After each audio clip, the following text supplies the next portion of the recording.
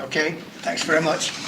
Well, as Alexander said, I wanted it to be informal, and that means I hope that as I go along, if you want to stop me any time, you will. Either to clarify something or to raise a question, that's fine. And another reason I wanted it to be very informal was that I'm sorting my own ideas out. So I'm trying to clarify my ideas, and so I need your help to do it. And when you see what I'm talking about, you'll realize it needs a lot of clarification, because I'm talking about things that nobody has solved and which are extremely difficult and ambitious to attempt. And it may be it's foolish to attempt it at all. You can decide that when you hear what I have to say. But what I'm trying to do is to, first of all, address the question which you put to me. Some of you asked me to talk about evolutionary theory. You asked me about what I think about evolutionary theory. So I'm going to talk a little bit about evolutionary theory. Then I'm going to talk a little bit about growth models. And then I'm going to talk about a theory of history. I'm going to talk about Marx's attempt to develop a theory of history. And then I'm going to present what I hope is, it's a huge claim, but I hope is something better than Marx's theory of history.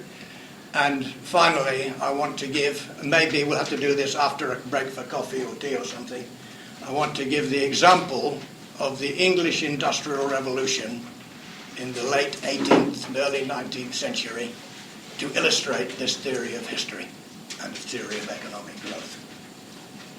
So first of all then, evolutionary theory. This idea has become rather popular recently in economics. And it's a very broad description of a lot of different trends in economics. First of all, you have a whole group of people who have called themselves institutional economists, going back to Veblen in the United States 100 years ago, but now represented both in Europe and the United States by quite active associations of institutional or political economy. So there's quite an active group in this area. Jeff Hodgson is one of the best known in this country. And some of you may have seen he's got a new book. It's not this one, but it's in this series of ELGA, of sets of papers on, this is one about information, economics of information, but there's one that's just come out called Economics and Biology.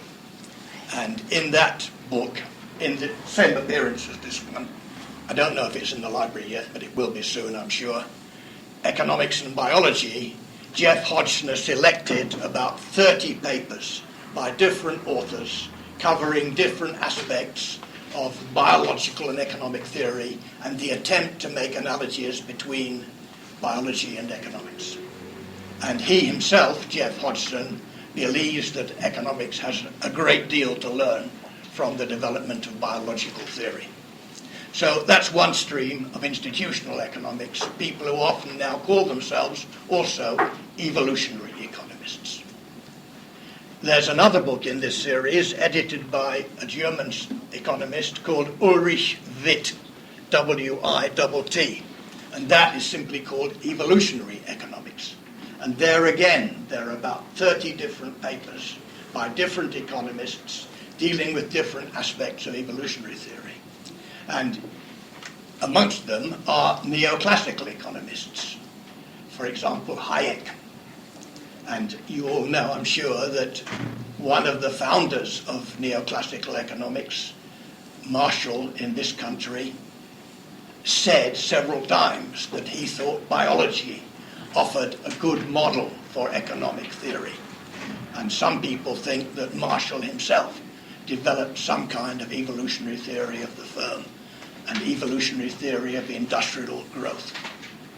So there are neoclassical evolutionary theorists.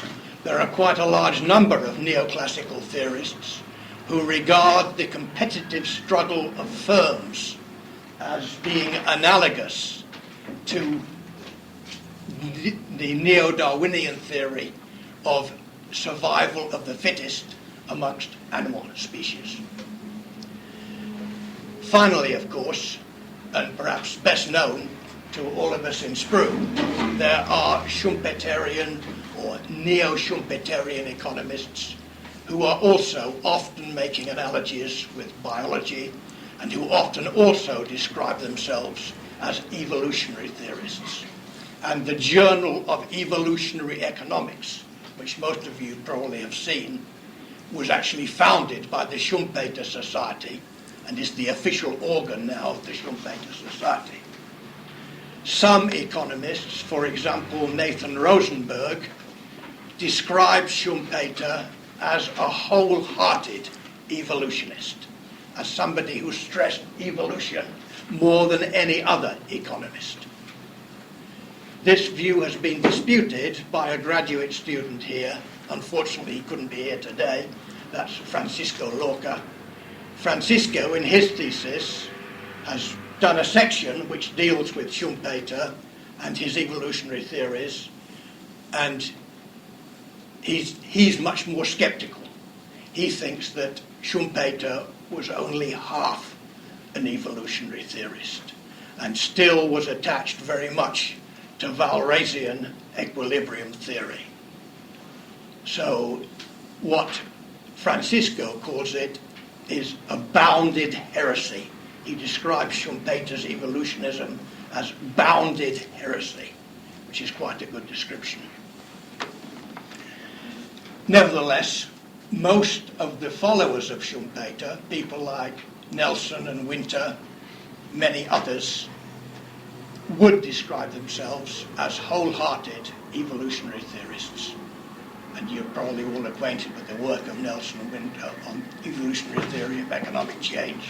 And they've written many papers challenging mainstream theory and advocating an evolutionary approach to economic systems.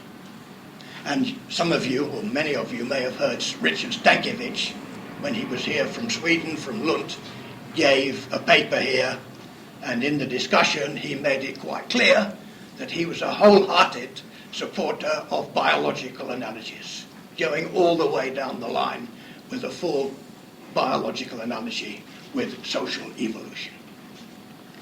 So evolutionary theory means lots of things to different people. Usually it implies an historical approach to economic phenomena. This is the common ground between all these different types of evolutionary theorists, institutionalists, Schumpeterians, Neoclassicals. They have in common that they believe that history matters very much in economic analysis. That's common ground for all of them. The second thing they have in common, I guess, and this is less clear-cut, that to make assumptions about the invariant, constant behavior of economic agents is dangerous. And here you get a division, because neoclassical theory, of course, does make assumptions about invariant behavior. That, for example, entrepreneur will always try to maximize profits. That consumers will behave rationally in equating marginal utility of different goods which they purchase. These kind of assumptions are fundamental for the neoclassical edifice. Whereas most evolutionary economists, not all, but most, would say that entrepreneurial behavior has to be seen in an institutional changing historical context, and that it's not the same all over the world, and it's not the same in different periods of human history. So this is one area where you get some divergence, and the neo-Schumpeterians would mostly go along with Sidney Winter's quotation from Heraclitus, "You cannot bathe in the same river twice." That's an extreme statement of an evolutionary position, It's emphasizing that everything is in flux, changing and developing. And most evolutionary theorists would go along with Popper in his discussion of scientific method, where he makes a comparison between social and natural science. And Popper argues that the most important phenomena in history are non-repetitive, which means that you cannot generalize across all historical epochs, because the emergence of qualitative change in human societies is the most distinctively human characteristic in evolution. So you begin here to get some differentiation amongst evolutionary theorists, some of them emphasizing very strongly the emergence of qualitatively new phenomena in human societies, others emphasizing, despite the fact they recognize the system is evolving, stressing that you can still make some universal generalizations about the constancy of certain features of economic life or certain aspects of human behavior. The problem is to decide how much generalization can be made over what historical periods and in relation to what concrete phenomena.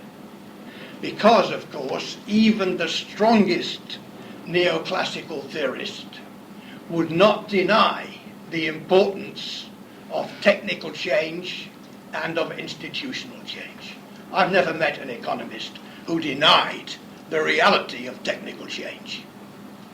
And if you accept technical change, you have to accept, of course, with Popper, that completely new technologies and completely new branches of science have emerged and in all probability will go on emerging in the indefinite future.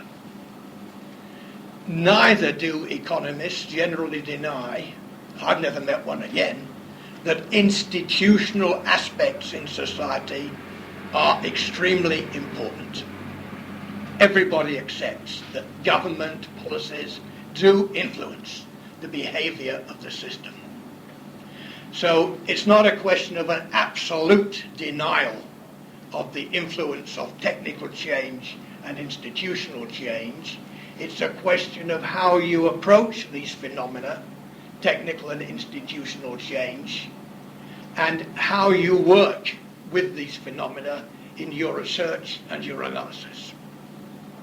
Generally speaking, the critics of neoclassical theory, like myself, would argue that because of its method of approach, neoclassical economics, whilst not denying ever the importance of institutional and technical change, nevertheless relegates these types of change to what you can call a black box type of approach.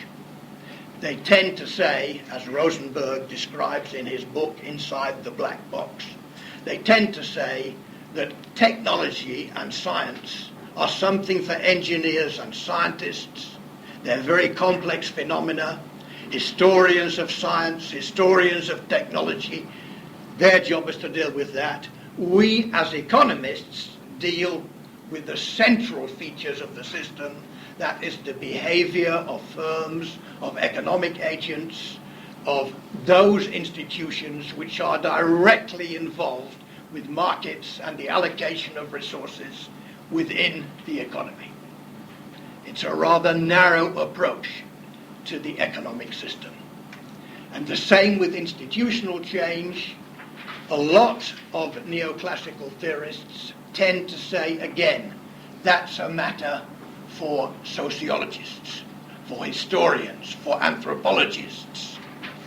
And we'll stick with our assumption of rational behavior of consumers and entrepreneurs because it's advantageous to have a simplified general model rather than to go into all the complexities of psychology and anthropology about actual human behavior. And when they're confronted with the evidence that neo-Schumpeterians have produced, that it's impossible to accurately foresee the consequences of technical innovations and their diffusion, they simply say, well, people behave as if they could foresee rationally the outcome of these changes. So the critics of this approach would say not that these people deny the importance of technical change and institutional change. They accept it, as I say. No one really denies that technical change and institutional change are important. They accept it, but their method leads them in practice to relegate it to a secondary level of analysis, or for other people to do it. So coming on then to how this works out in terms of growth theory. You're all familiar probably with the origins of growth theory in the I'm talking here about neoclassical growth theory. By the way, the term neoclassical was invented by Veblen, an institutional economist. He used it to describe Marshall's theory. He first coined the expression neoclassical economics to describe Marshall's theory in the 1890s. And it gradually became accepted as a general term in the 1920s and 1930s to describe a group of economists, Marshall in this country, Walras in France and Switzerland, Karl Menger and others in Austria, Pareto in Italy, this group of economists who tended to drop the old description of the classical economists who talked about political economy. They tended to drop the political and just talk about economics. And Veblen, in his, well, he couldn't call it an attack on Marshall, but in his discussion of Marshall, used this expression, neoclassical, both to emphasize the continuity between classical and neoclassical economics and to show some of the differences. Well, neoclassical growth theory really only began in the 1940s and 1950s, which in itself is quite interesting because it means that for 50 years it didn't actually have a growth theory. It had a growth theory for firms. People like Marshall and others had a theory of the growth of the firm, but they didn't have a macroeconomic theory of growth.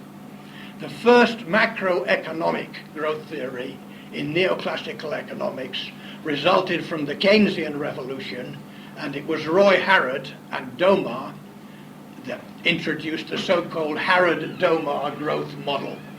And the idea with this model was to try and work out, could you have a full employment growth path for a capitalist economy?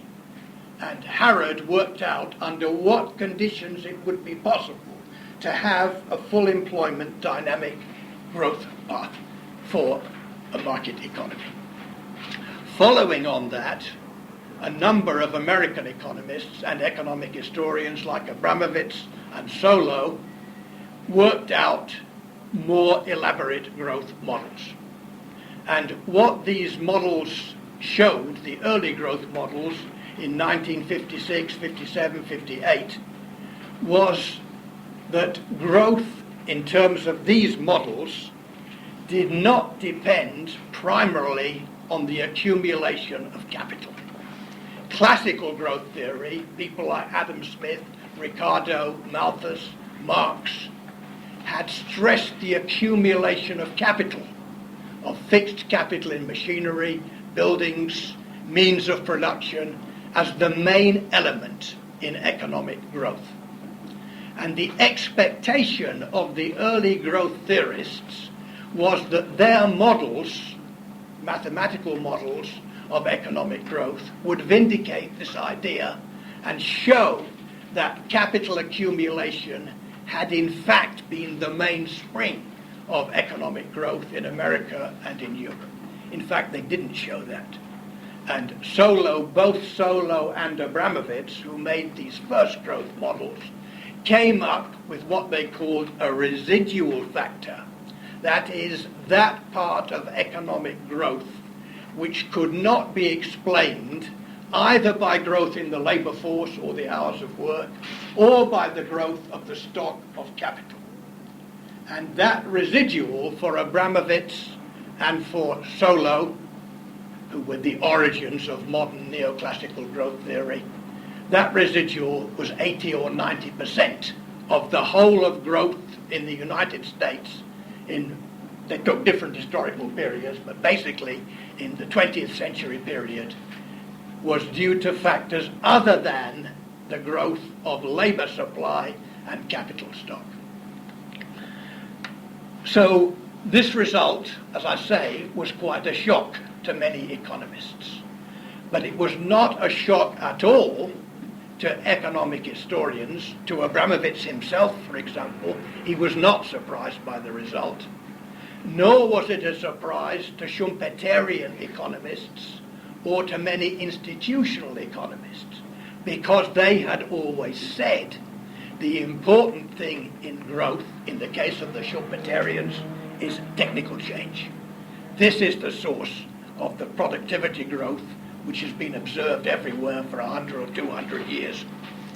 And the institutional economists also, of course, accepted the importance of technical change, but added to this various kinds of institutional change, education, improvement of markets, various other institutional changes.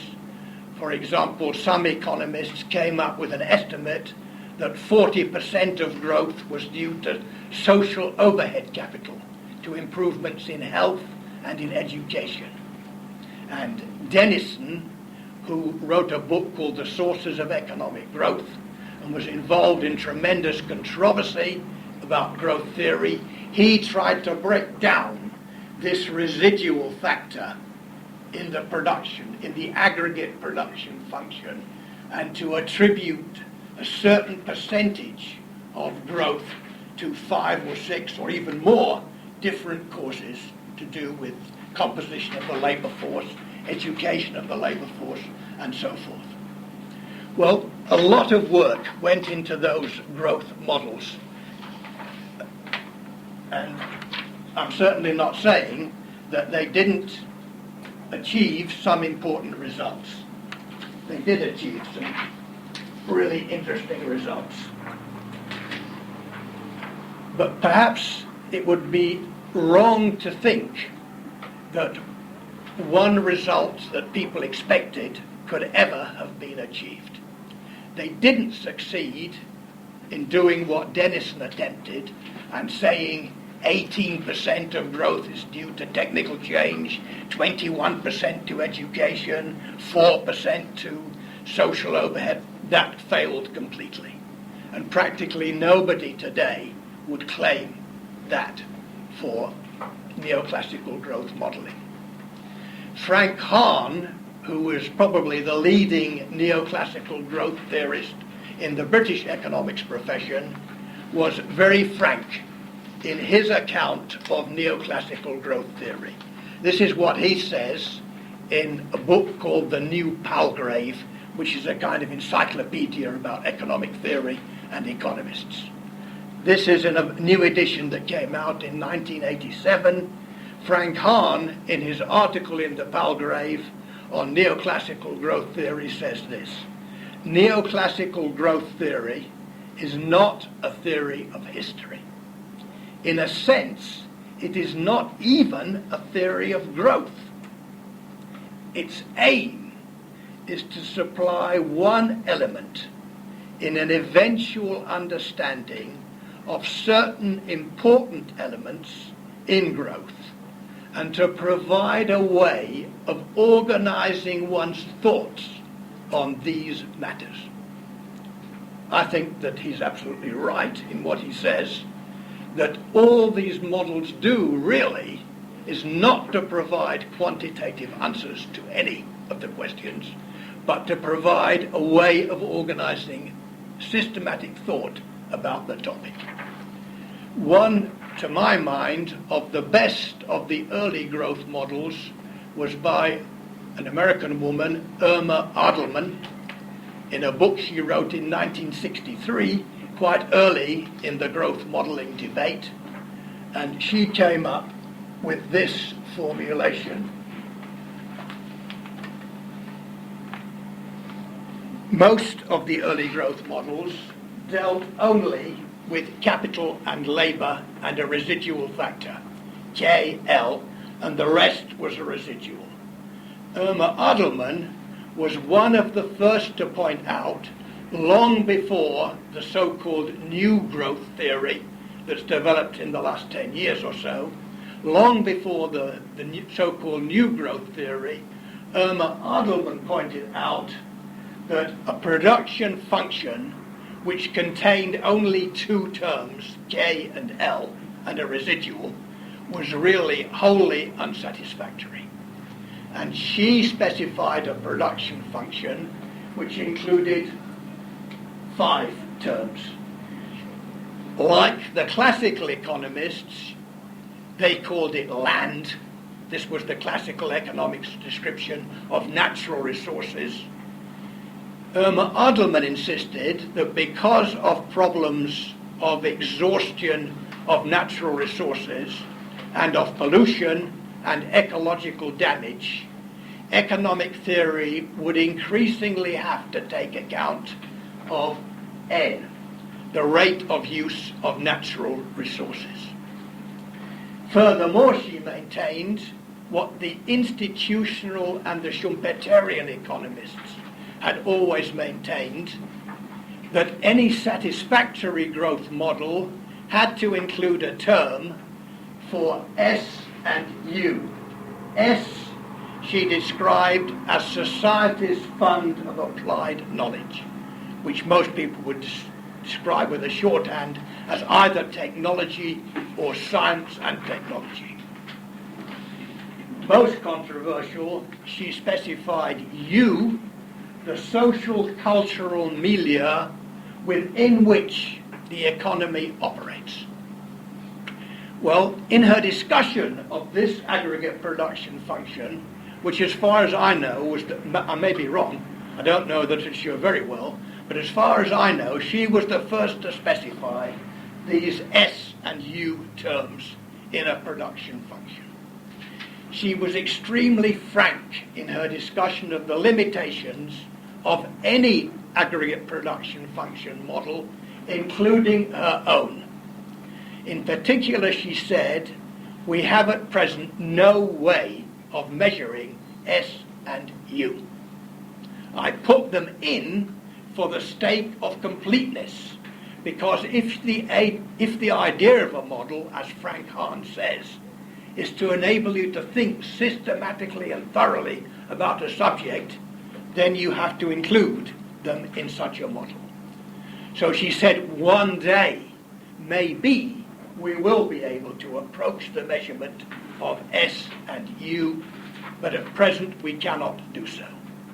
Furthermore, she recognized that K, L, N, S, and U are all interdependent, all affect each other, and in fact this is the main reason why Dick Nelson dismisses growth modeling, because he maintains it cannot allow for the complementarities between those variables. They all depend on each other, and they depend and change in different ways because of their effects on each other. So Irma Adelman recognized those problems of the aggregate production function. She was also, as far as I know, the first one to challenge the assumption of the early neoclassical models, which assumed constant returns to scale. And she insisted on increasing returns to scale, which has now become the assumption in the new growth theory. Most of them accept the argument of externalities and of increasing returns to scale. So the new growth models, people like Grossman, Helpman, Paul Romer, Lucas, in the last 10 years, have advanced beyond the first generation of growth models in that most of them do accept, if not U, they accept S.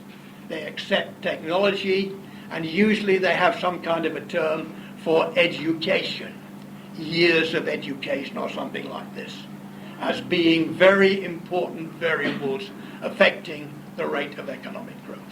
So you could say neoclassical growth models have responded to the critique of the institutional and Schumpeterian economists, and of course of people like Irma Adelman and Dick Nelson, who themselves were professional growth modelers and who realized these problems of using the aggregate production function in developing a theory of economic growth.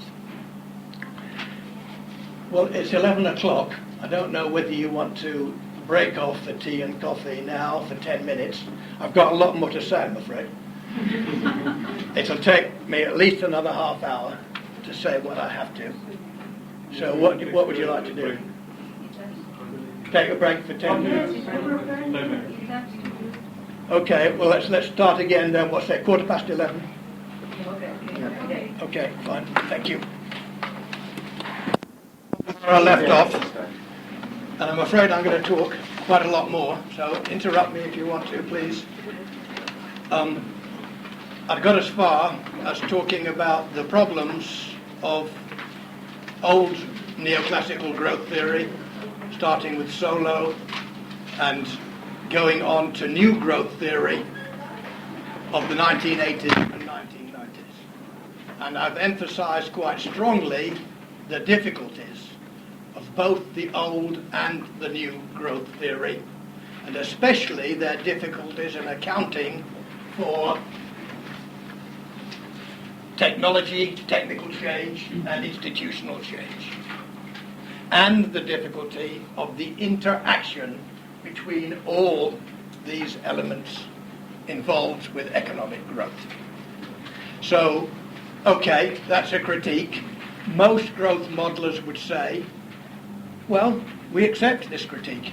All we claim to do is to try and organize a systematic way of thinking about the problems. And they will also sometimes say, historians can't do much better, because they will say that history is a jumble of unrelated facts, events, ideas. And if you have an historical account of growth without some organizing theory or model, you will simply be like an antiquarian. You'll just collect facts from anywhere, and it will be enormous because, of course, the number of facts is infinite. If you ever got past the first book of Das Kapital, or if you ever got past the first book of Adam Smith's Wealth of Nations, most people never get beyond the first book of either. If you do skim through later books, you'll find that in the case of Adam Smith, there's an enormous amount of history. There's an account of Amsterdam's trade in the 17th and 18th centuries, a detailed account of the external trade of the city of Amsterdam. There's an account of what Adam Smith called the vicious rule of the East India Company in India, when that British company controlled a large part of India. There's a detailed account of the price of wheat over 3 centuries. There are all kinds of other which are quite absorbing and interesting, and they do illustrate some points that Adam Smith is trying to make. And of course he has a theory of economic growth. Adam Smith did have a theory of economic growth. But I think that a critic of Adam Smith, there are not so many, but if there was one, he would say all that stuff in the later books is really sometimes not much help to understanding the theory of economic growth. And even more, they would say, a lot of history is simply an account of the behavior of prime ministers, of generals, of presidents, of kings and queens, and tells you virtually nothing about the growth of the economy. So the critics of history have got a point.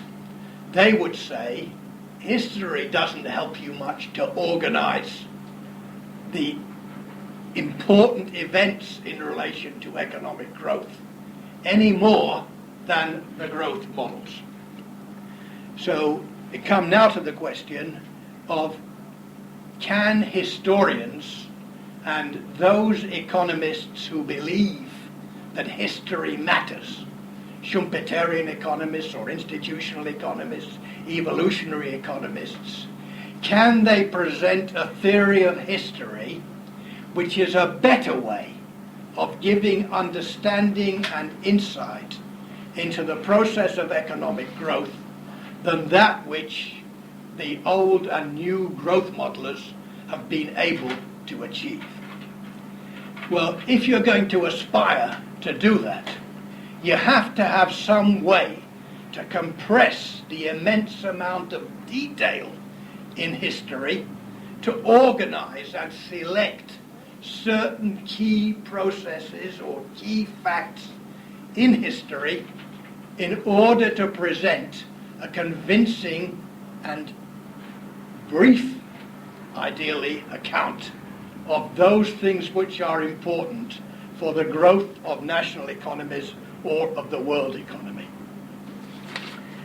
Well, various people have tried to do this, to find a way to summarize history, to compress it, to put it under various headings, classificatory schemes, which would give a better understanding of the entire historical process. And of course, one of the best known of such theories is the so-called materialist conception of history developed by Karl Marx and his friend Friedrich Engels in the 19th century. And what Marx and Engels tried to do, they were certainly convinced evolutionary theorists. In fact, Engels made the rather strong claim for his friend Marx at his graveside when Marx died. Engels, in the speech at the graveside, said, "Just as Darwin discovered the law of evolution of animal species, so Karl Marx discovered the law of evolution of human societies." It's a very strong claim. Well, I don't think that it's justified. I think, however, that Marx did make a very interesting and important contribution to such a theory. As I said at the beginning, I don't think anyone has actually got a satisfactory theory of history, but I certainly think that Marxist theory does offer a lot of imaginative insights into a way of approaching the problems. On the blackboard on the left there is a kind of summary of the materialist conception of history. What Marx did was to say that there have been various modes of production in human history. He distinguished, for example, the slave mode of production of the ancient world, based on the institution of slavery in the Roman Empire and in the earlier Greek city-states, and so on. He distinguished that from the feudal mode of production, based on landlords and serf agriculture. And then, of course, he analysed, that was his main work, the capitalist mode of production.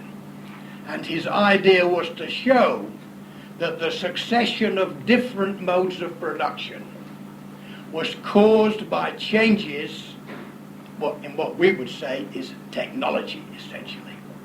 He argued that the so-called forces of production, by which he meant machinery, tools, implements, means of production, the forces of production were constantly developing and changing.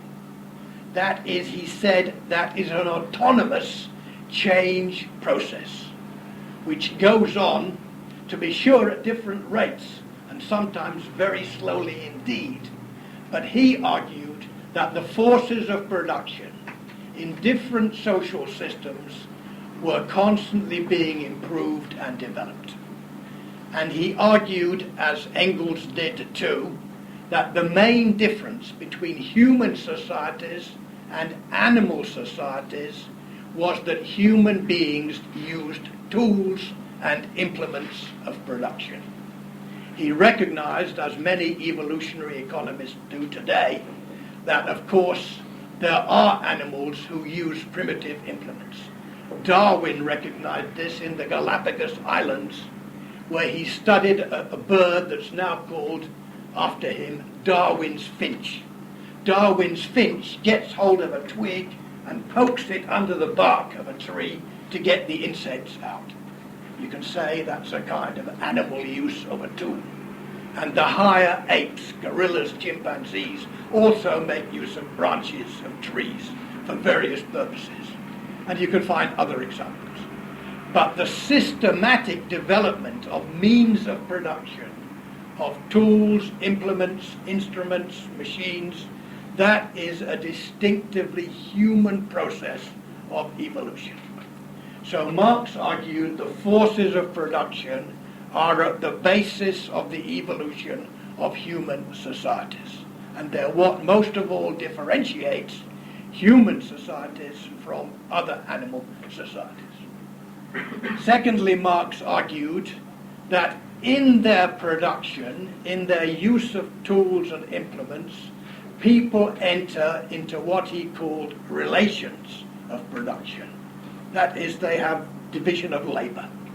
They take certain tasks, whether within the family originally, or the extended family, or the tribe, or even wider societies, evolving gradually over thousands of years.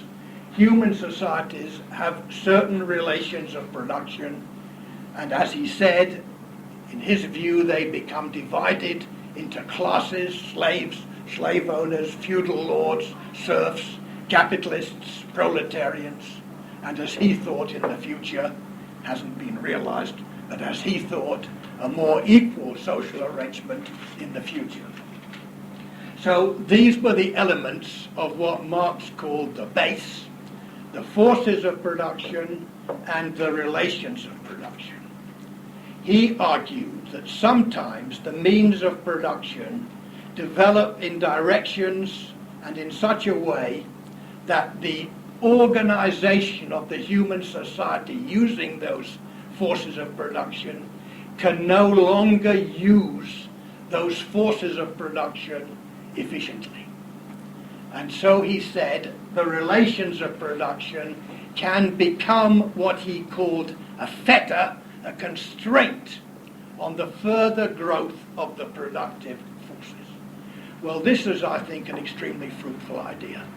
And in fact, it's been adopted with or without acknowledgement by many growth theorists and historians.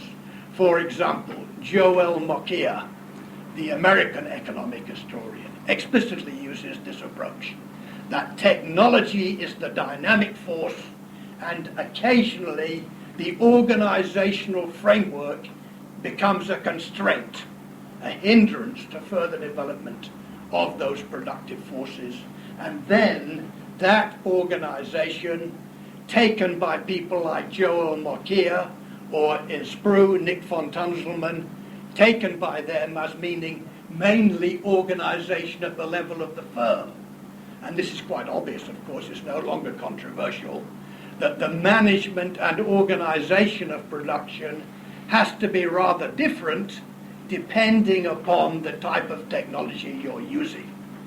And Carlota Perez, for example, in her theory about information technology, argues that when information technology, computer technology, telecommunication technology began to grow, as it did, very fast in the last 20 or 30 years, and offer enormous new opportunities for increasing productivity in different branches of the economy, she argues that led, and is still leading, to big changes in the management organization of firms, of industries, and ultimately, she argued also, changes in the regulation system, in the political system, which regulates and coordinates different industries, infrastructures, and different types of economic behavior. So it's been very common for historians and economists, especially, of course, utilitarian economists, to take over, with or without acknowledgement, with or without some modification, this basic idea of Marx that there is some tension between the semi-autonomous development of technology, of machinery, of instruments, and the different way in which institutions at the political level and the managerial level change and develop. So this can be a source of change in economic and social systems and of the fruitful use of technology or the failure to use technology. For example, Joseph Needham, who was a biochemist in Cambridge, died recently, but is famous mainly for his mammoth work on science and technology and civilization in China. He's made the most thorough study of anyone outside China on Chinese science, technology, and economy. And Needham's conclusion from his immensely detailed study of Chinese science and Chinese government and civilization was that science in China was constrained. Many people accept of how institutions or the culture of a society can constrain the technology and the science of a society.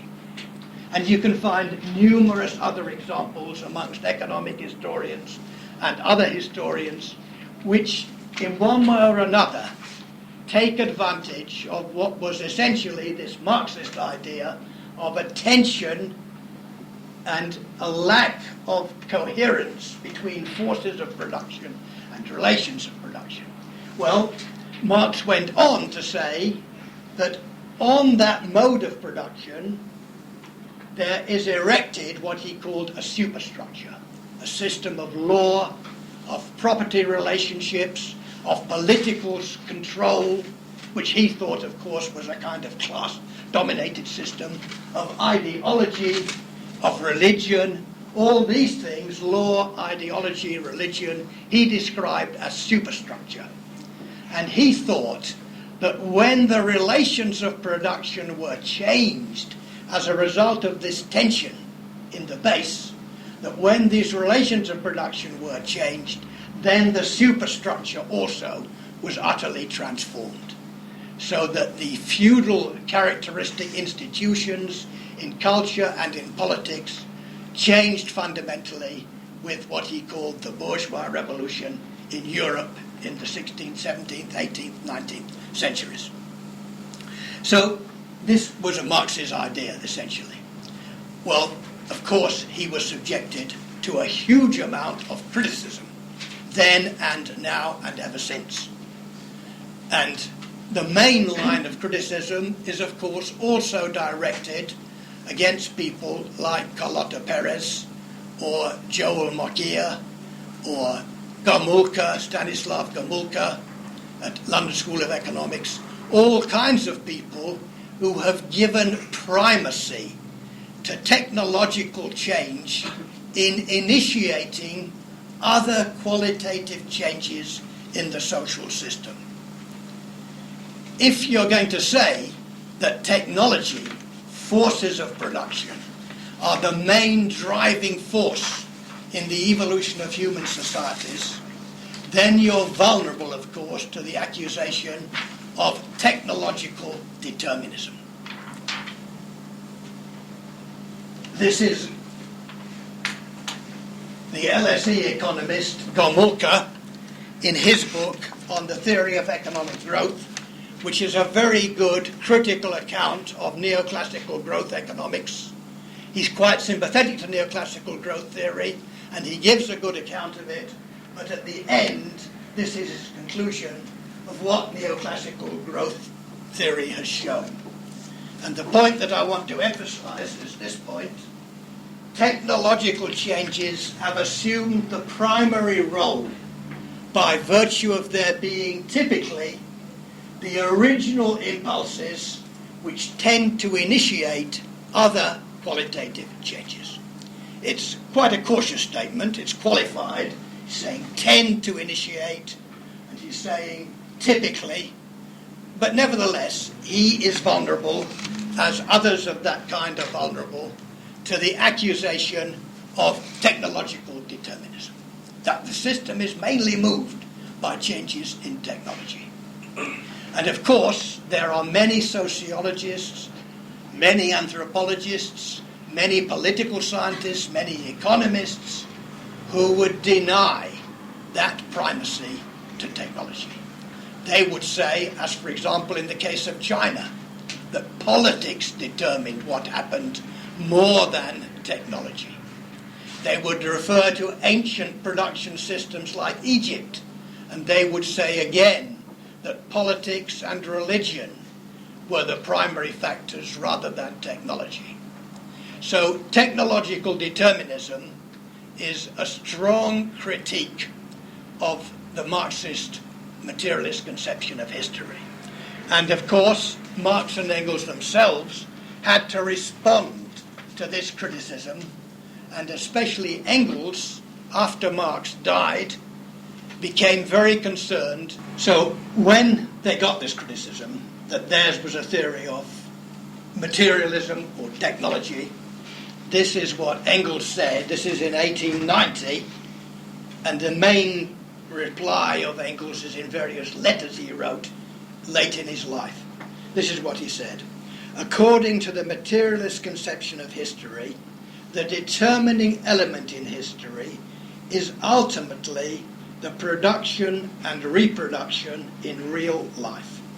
More than this, neither Marx nor I have ever asserted.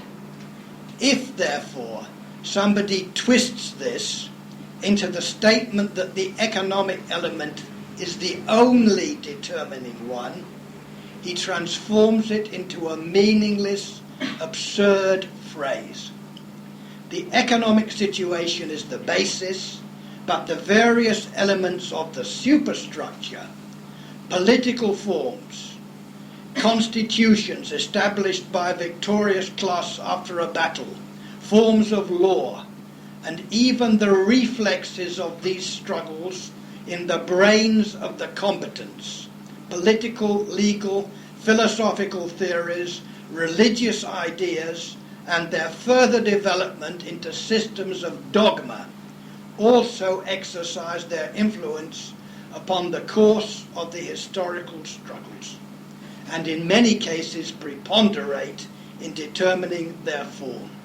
There is an interaction in all these elements, in which, amidst all the endless host of accidents, i.e. events whose connection is so remote that's impossible to prove, the economic movement finally asserts itself. Otherwise, the application of our theory to any period of history would be easier than the reduction of a simple equation of the first degree. So he's recognizing the force of the criticism, and he's trying to reply to it that there is some interaction between technology, forces of production, material base, politics, culture, political institutions. And finally, he said, Marx and I are ourselves partly to blame for the fact that younger writers lay more stress on the economic side than is due to it. We had to emphasize this main principle in opposition to our adversaries, who denied it. And we hadn't always the time, the place, or the opportunity to allow the other elements involved in this interaction to come into their own right. So they were aware of these criticisms, they tried to reply to it, but of course many people would say that their reply was not convincing, because after this qualification, Engels continued to assert, essentially, the primacy of economics, if not of technology. So it was economic determinism, if not technological determinism. Well, another big problem with Marxist theory, apart from this problem of the origin of technical change, of the interaction of technical and economic change with other elements of social change, you had a problem: what belongs to the base and what belongs to the superstructure. And paradoxically, this came to a head under Stalin in Russia. And surprisingly to many people who know Stalin mainly as a very autocratic ruler and as a very repressive ruler, Stalin wrote a pamphlet in 1951, just before he died, which is called Marxism, it's very surprising, Marxism and Linguistics. And in this pamphlet, even more surprising, and I leave it to psychologists to assess why someone like Stalin, with his unique record of repression of opposition, why someone like Stalin could say this. He said, no science can advance without freedom of criticism. Could have been John Stuart Mill rather than Stalin. And even more surprising, he said, linguistics in the Soviet Union, as it then was, is characterized by an Arakcheyev regime. Arakcheyev was a minister of the interior under the Tsars, and he was an exceptionally repressive minister of the interior. So for Stalin to accuse somebody of running an Arakcheyev regime is, in psychological terms, a rather extraordinary accusation to make. Nevertheless, he did make this accusation, and he made it in relation to a man called Academician Marr, M-A-R-R. And Academician Marr was a kind of chief theorist of the linguistics discipline in the Soviet Union in the 1940s. And Academician Marr maintained that language, ordinary Russian language, any other language, belongs to the superstructure of society. That is, it was part of the controlling political element in society, the ideological element in society. And he pointed to the fact that different classes, Tsarist landlords, capitalists, serfs, workers, in his view, used a different type of dialect and a different type of terminology, different words to describe phenomena. It seems absurd probably to most of us today, but in the climate of the Soviet Union it's not so strange as it then was. To describe things as class phenomena, you have to remember that theories in biologies were being described as bourgeois or as counter-revolutionary or whatever. It's in that climate of classification of scientific theories and ideas as class or ideologically controlled that you have to consider this theory. So Academician Marr advanced this idea that language was part of the ideological superstructure and a kind of class type of language. Well, to his credit, Stalin said, this is a load of rubbish. And the reason that he advanced the proposition of John Stuart Mill, rather than his own methods, was, of course, that he wanted the other linguistic theorists to dethrone Academician Marr. And Stalin maintained that language is part of the base. It's a common feature, according to Stalin, of all societies. They're using language All classes are using the same language, essentially. They may have a few words or expressions which are characteristic of landlords or governors or industrialists, but essentially people are using the same language. So, said Stalin, language is not part of the superstructure, it's part of the base. And this pamphlet was published, Marxism and Linguistics, and it led to a lot of controversy amongst Marxist scholars and believers in the Marxist theory of history. Because if you say that language is part of the base, language is the main element in culture, in the universal general culture of a society. And many theorists, anthropologists would say language is decisive for cultural evolution and indeed for the evolution of human beings from animals, that language is as decisive as the use of tools, that people learn to communicate between themselves in hunting or gathering food or in producing food later on. So to put language in the base was for many Marxist theorists a big problem. So this, I quote this example just to illustrate the difficulties for Marxist scholars and Marxist theorists in dealing with different types of change in society, political change, social change, cultural change, ideological change, and technical change. They did get in some pretty big tangles about how to cope with all these different elements in historical evolution. So what I'm now going to try and do is extremely ambitious and maybe foolhardy.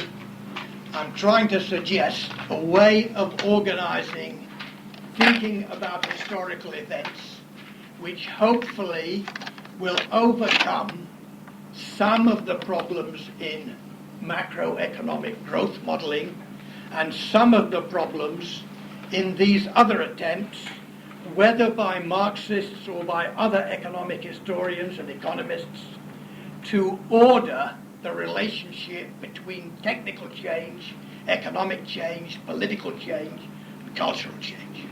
So to do that, unfortunately, and I regret it because I hate definitions, but you have to give some definitions.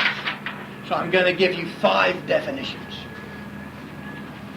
And these 5 definitions are for those 5 things written on the right-hand side of the blackboard: science, technology, economy, politics, and culture. The reason I take these 5 is that almost all historians and almost all economists agree that every one of those things has had an important influence on economic growth.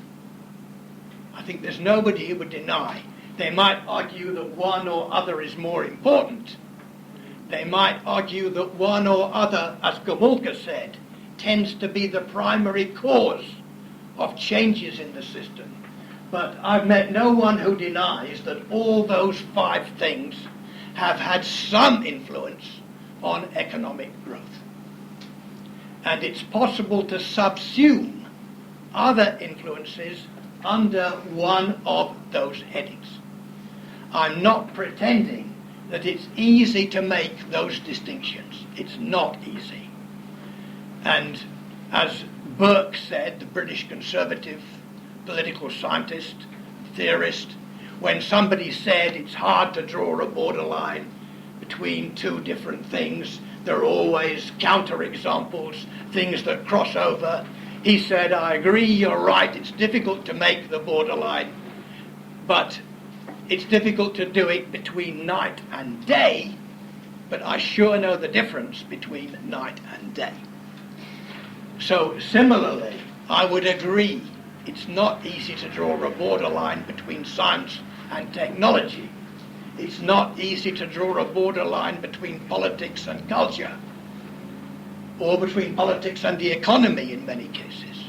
But I think nevertheless that it's a realistic distinction to make, and it's one which is made actually in the history profession, because a characteristic of the history profession has been that it is subdivided into specialists in different types of history. And this reflects the fact that economists were dissatisfied with the treatment of economic change in conventional history. And so they established a sub-discipline, economic history. And this now has professors and chairs and journals of its own, economic history. Similarly with science, scientists were dissatisfied with the treatment of the history of science in conventional history. So you now have history of science as a specialist sub-discipline, again with its own journals, independent conferences, etc. The same with the history of technology, the same with the history of culture. Politics, most people would say, has been the dominant element in conventional mainstream history.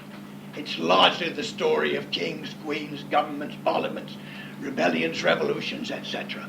So they have their own speciality. It's the mainstream of history. So this subdivision is not simply a question of just any old scheme of classification.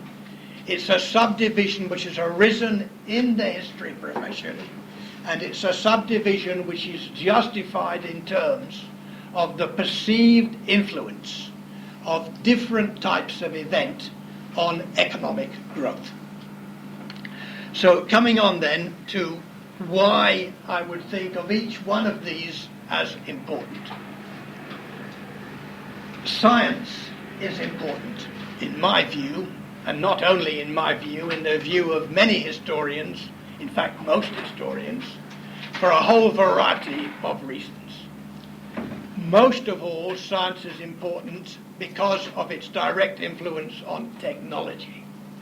And as I've already said, the interaction of science, technology, and the economy is certainly one of the important features in the process of economic growth. No one can doubt that. Some people, nevertheless, belittle the importance of science and stress mainly technology. In fact, Marx and Engels did that. They stressed mainly technology. Nick von Tunzelman, in the excellent book that he's just written on industrialization, discusses the British Industrial Revolution and argues that science was not so important, that technology was the key, and that science didn't actually influence very much the inventions which are most characteristic of the Industrial Revolution in the cotton industry, the iron industry, and so forth. And Nick also argues that French science was well ahead of British science in the 18th century. I think he's wrong, not on those 2 points. I think he's right on those 2 points. I think he's wrong, and to some extent he accepts this, I think. It's a pity he isn't here. We'll talk to him sometime. I shall certainly talk to him about it. I think that he underestimates the influence of science on the general culture of a society.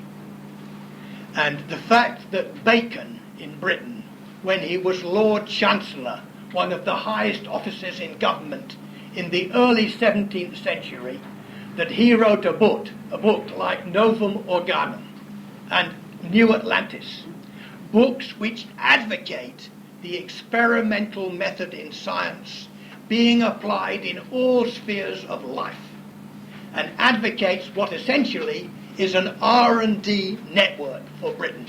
He argued for the establishment of research institutes comparing systematically different facts about natural phenomena in different countries, the use of exploration to discover new species of animals, to discover new ways of organizing production, to discover facts about geology and every conceivable branch of science at that time. So the fact that Bacon, one of the highest officials in the land, could advocate this experimental method with the full prestige of his high office, and some people of course think that Bacon wrote Shakespeare. I don't believe it myself, but some people think he also wrote all Shakespeare's plays. He'd have been an incredibly busy man if he did all that.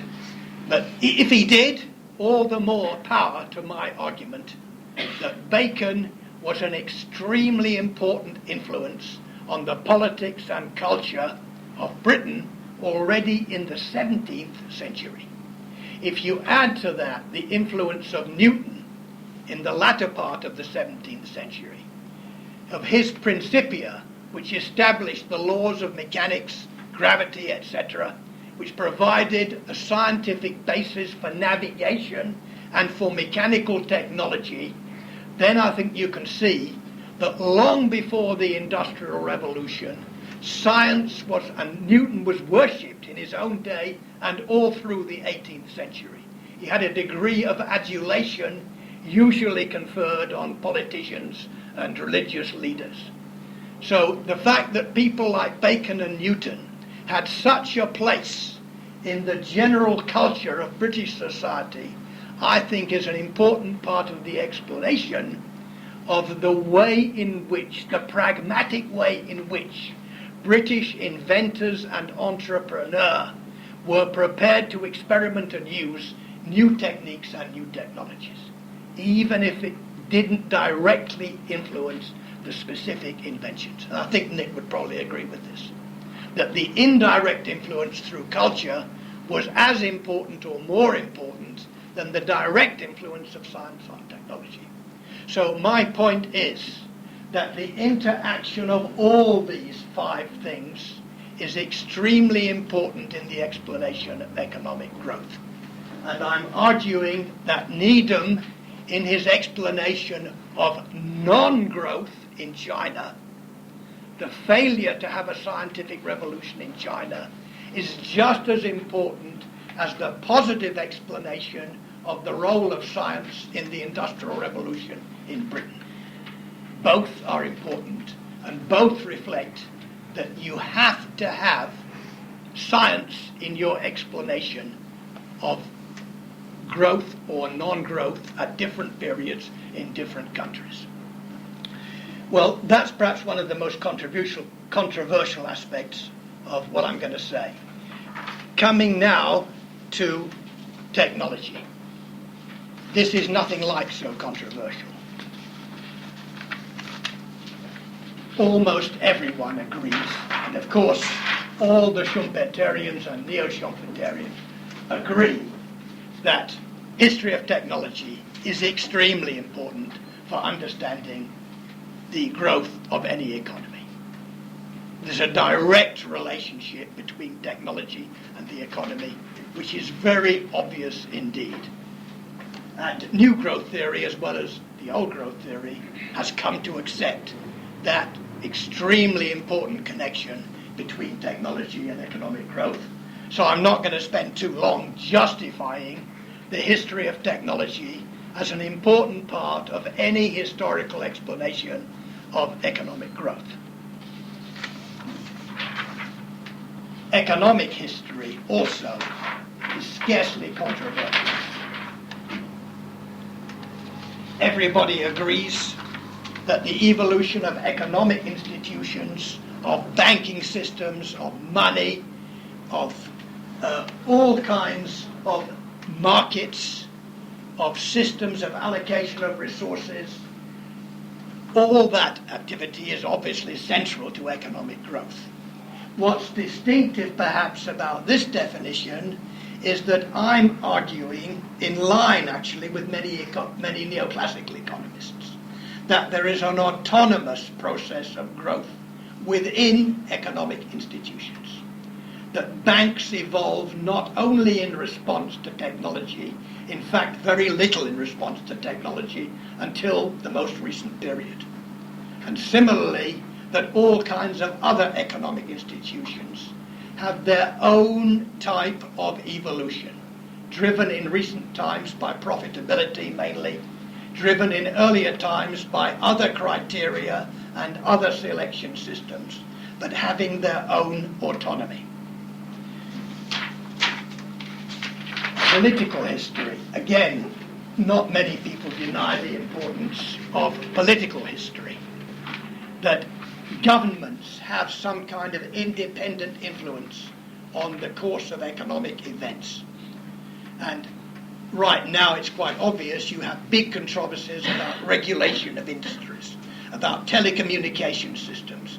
Some people say that deregulation of the telecommunication system, that is getting the government out of it, would be the most important way to stimulate growth in various countries.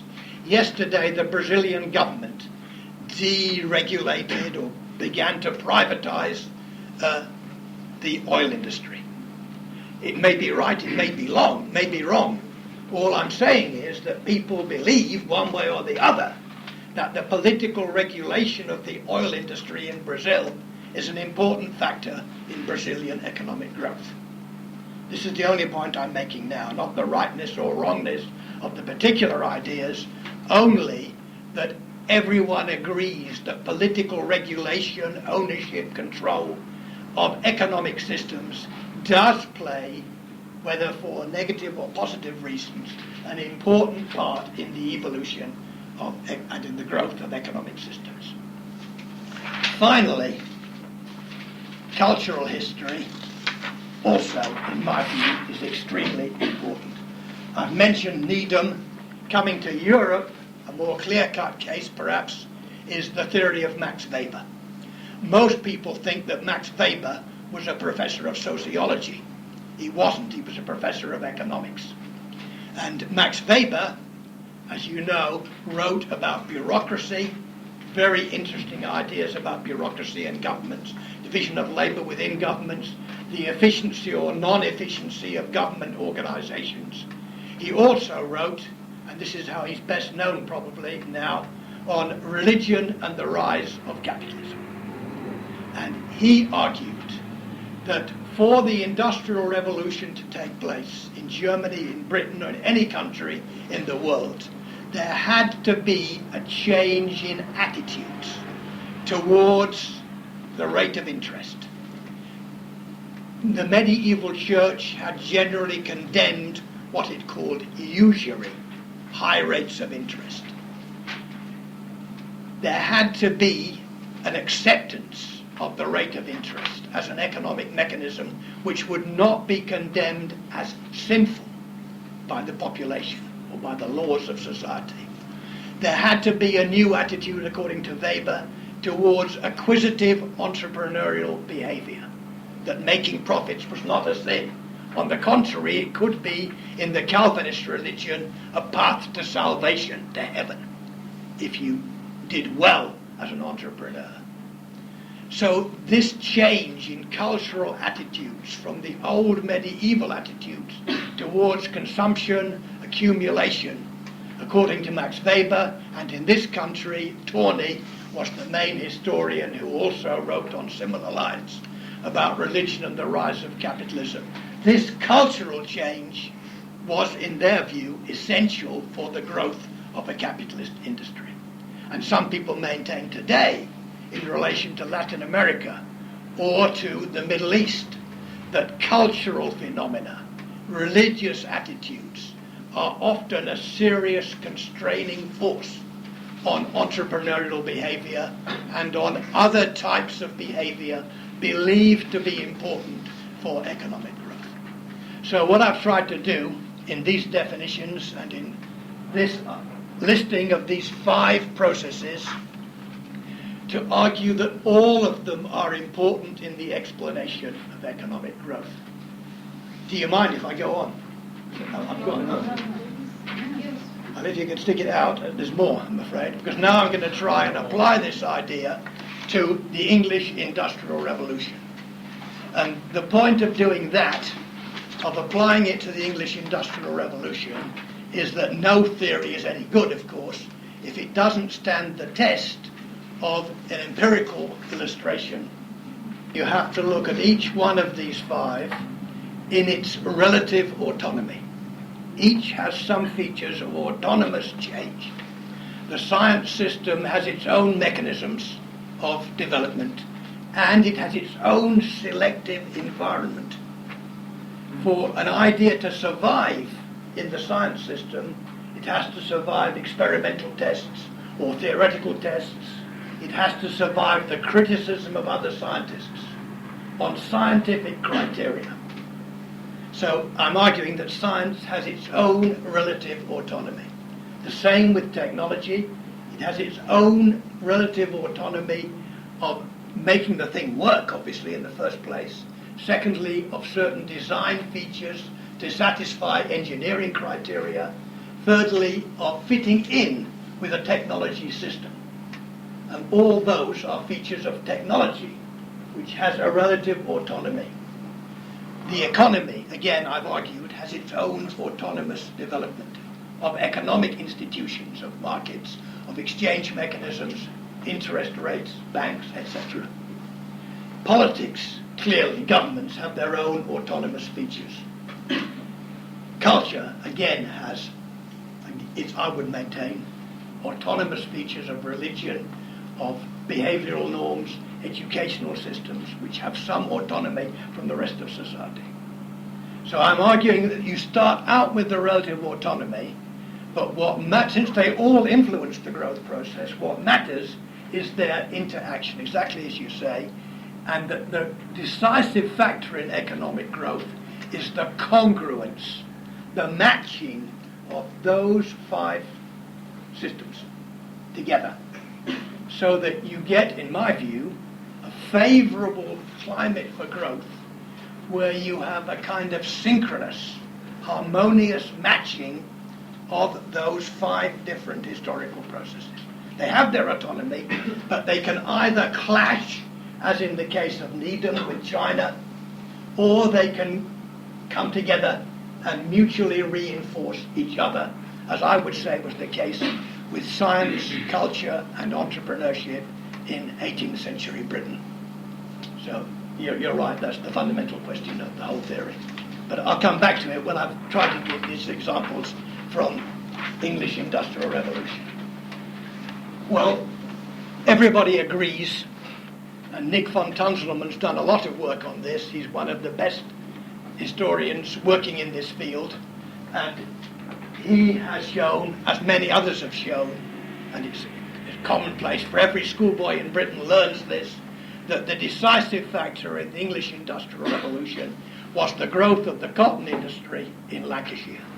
If you come from Yorkshire like I do, you may put a bit more emphasis on Yorkshire industry, but you can't deny that the cotton industry in Lancashire was the fastest growing industry in the country.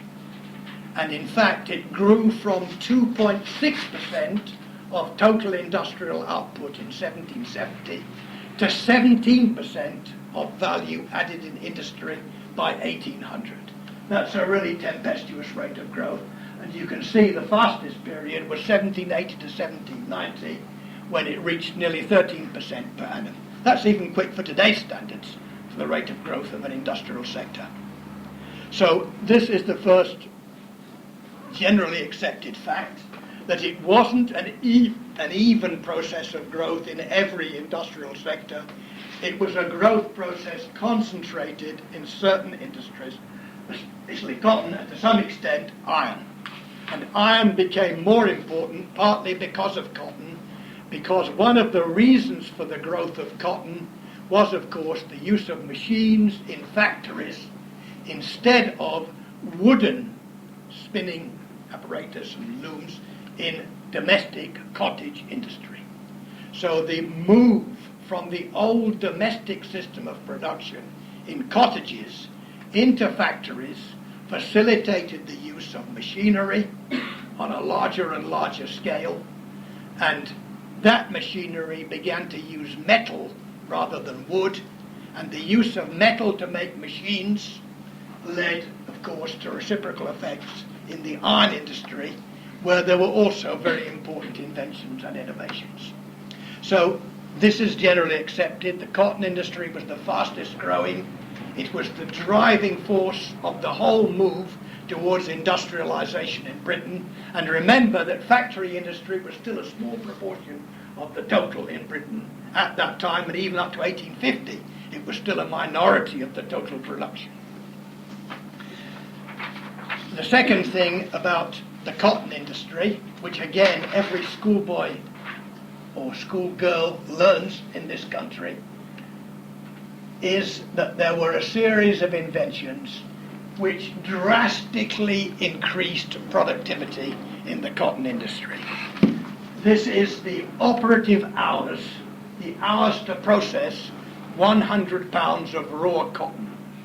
And you can see from the old hand spinning technique, characteristic of the early 18th century, whether in India or any other country, it came down from 50,000 operative hours to 2,000 with Crompton's mule, to 1,000 with advances on Crompton, to 300 with power-assisted mules before the end of the century, and by 1825, with Robert's automatic mule, it was down to 135.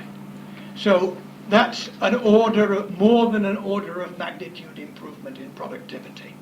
Well, Carlota Perez, in her theory of technical change and economic growth, she maintains that to get a change of what she calls techno-economic paradigm, of the dominant way of conducting business in industry, you have to have an order of magnitude improvement in some key factors of production. It's no use having a really small increase. That doesn't attract new capital investment or new skills. It's a big change in productivity in certain key sectors of the economy which drives the whole system towards new ways of production.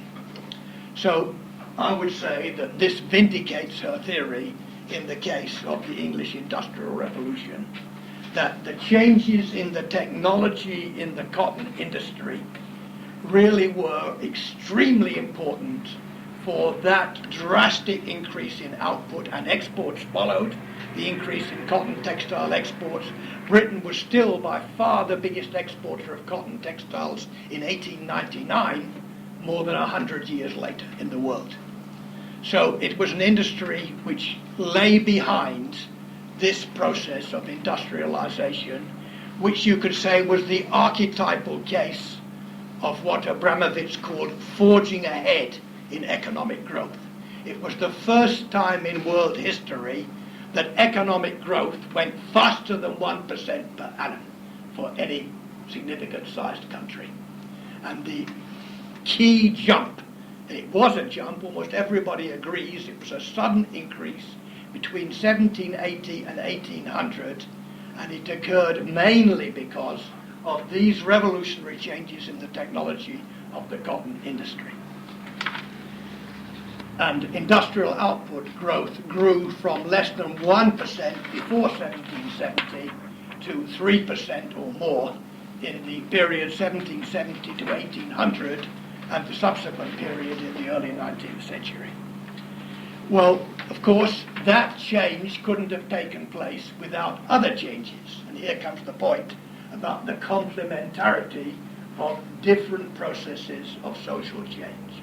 What I said might sound as though it was only technological change which drove the system forward. And some historians actually say that. Joël Mokyr, for example, says explicitly that the schoolboy idea, it was a succession of inventions like Hargreaves, Arkwright, Roberts, that drove the whole system forward. He accepts that. Says that schoolboy theory essentially is right.